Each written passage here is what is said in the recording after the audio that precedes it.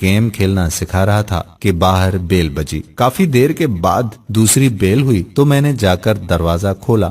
سامنے میری ہی عمر کے ایک صاحب کھڑے تھے۔ السلام علیکم، انہوں نے نہایت ہی مہذب انداز میں سلام کیا۔ پہلے تو میرے ذہن میں خیال گزرا کہ یہ کوئی چندہ وغیرہ لینے والے ہیں۔ ان کے چہرے پر داڑھی خوب سج رہی تھی اور لباس سے وہ چندہ مانگنے والے ہرگز نہیں لگ رہے تھے۔ جی فرمائیے، میں نے پوچھا۔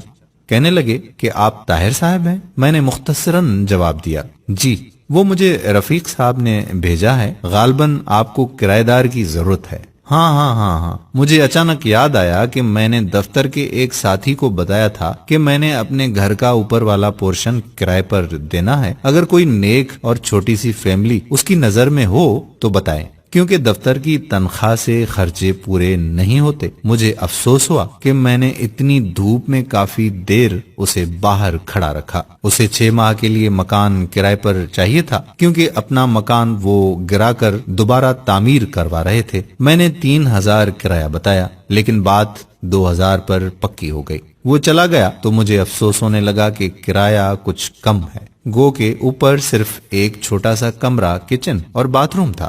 مجھے اپنی بیوی کا دھڑکا لگا ہوا تھا کہ اسے معلوم ہوگا تو کتنا جھگڑا ہوگا، اور وہی ہوا۔ بقول اس کے کہ 2000 تو صرف بچوں کی فیس ہے۔ مجھے اس نے کافی برا بھلا کہا اور میں چپ چاپ سنتا رہا اور اپنی قسمت کو کوستا رہا۔ میں نے ایم ایس سی بہت اچھے نمبروں سے کیا تھا، اس لیے فوراً نوکری مل گئی۔ نوکری ملی تو شادی بھی فوراً ہی ہو گئی۔ میری بیوی بھی بہت پڑھی لکھی تھی، وہ بھی ایک انگریزی اسکول میں پڑھاتی تھی۔ ہمارے 3 بچے تھے، مگر گزارا مشکل سے ہوتا تھا۔ اگلے ہی دن وہ صاحب اور ان کی بیوی بچے ہمارے گھر شفٹ ہو گئے۔ ان کی بیوی نے مکمل شرعی پردہ کیا ہوا تھا۔ دونوں بڑے بچے بہت ہی مہذب اور خوبصورت تھے، چھوٹا گود میں تھا۔ کچھ دنوں بعد ایک دن میں دفتر سے آیا تو میری بیوی نے بتایا کہ میں نے بچوں کو کرایہ دار خاتون سے قرآن مجید پڑھنے کے لیے بھیج دیا ہے۔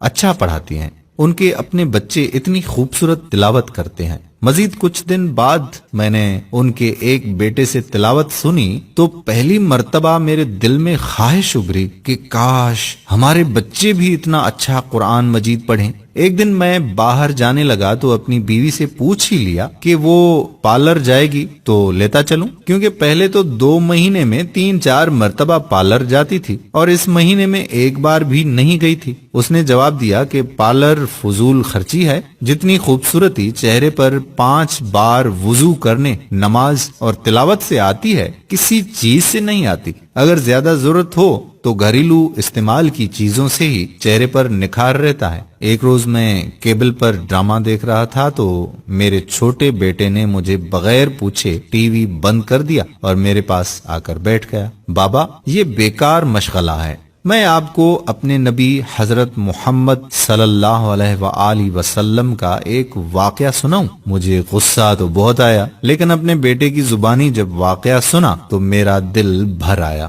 میں نے اپنے بیٹے سے پوچھا کہ یہ تمہیں کس نے بتایا بیٹا؟ کہنے لگا کہ ہماری استانی محترمہ نے۔ وہ قرآن مجید پڑھانے کے بعد آپ صلی اللہ علیہ وآلہ وسلم اور صحابہ کرام کے متعلق بتاتی ہیں۔ اپنے گھر کی اور بیوی بچوں کی تیزی سے بدلتی حالت دیکھ کر میں حیران ہو رہا تھا کہ ایک روز بیوی نے کہا کہ کیبل کٹوا دیں، کوئی نہیں دیکھتا اور ویسے بھی فضول خرچی اور اوپر سے گناہ ہے۔ چند روز بعد بیوی نے شاپنگ پر جانے کو کہا تو میں بخوشی تیار ہو گیا۔ اس نے کافی دنوں بعد شاپنگ کا کہا تھا، ورنہ پہلے تو آئے دن بازار جانا رہتا تھا۔ کیا خریدنا ہے؟ میں نے پوچھا۔ کہنے لگی برقع۔ میں نے کہا کیا برقع؟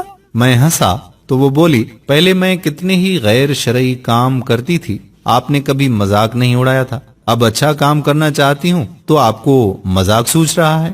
میں کچھ نہ بولا۔ پھر چند دن بعد اس نے مجھے کافی سارے پیسے دیے اور کہا کہ فرج کی باقی قیمت ادا کر دیں تاکہ مزید قسطیں نہ دینی پڑیں۔ اتنے روپوں کی بچت کیسے ہو گئی؟ وہ مسکرائی، کہنے لگی بس ہو گئی۔ جب انسان اللہ تعالیٰ کے بتائے ہوئے احکام پر چلنے لگے تو برکت خود بخود ہو جاتی ہے۔ یہ بھی وہ کرایہ دار خاتون نے بتایا ہے۔ سکون میرے اندر تک پھیل گیا. میری بیوی اب نہ مجھ سے کبھی لڑی نہ شکایت کی. بچوں کو وہ گھر میں پڑھا دیتی ہے. خود بچوں کے ساتھ قرآن مجید تجوید سے پڑھنا سیکھ رہی تھی. وہ خود نماز پڑھنے لگی اور بچوں کو سختی سے نماز پڑھنے بھیجتی. مجھے احساس ہونے لگا کہ نجات کا راستہ یہی تو ہے. پیسہ اور آرائش سکون نہیں دیتا. اطمینان تو بس اللہ کی یاد میں ہے.